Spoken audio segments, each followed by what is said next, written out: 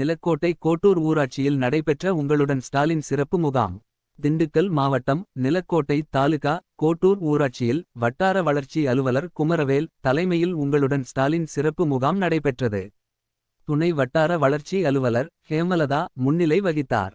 நிலக்கோட்டை திமுக மேற்கு ஒன்றிய செயலாளர் கரிகால பாண்டியன் சிறப்பு அழைப்பாளராக கலந்து கொண்டு குத்துவிளக்கு ஏற்றி முகாமினை துவக்கி வைத்தார்.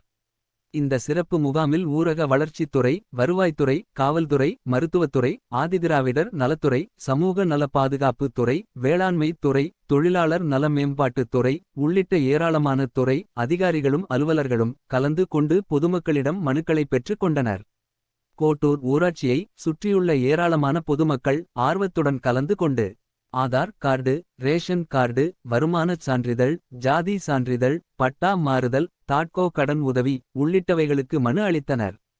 மருத்துவத்துறை சார்பில் பரிசோதனை செய்யப்பட்டு மருந்துகளும் ஆலோசனைகளும் வழங்கப்பட்டது.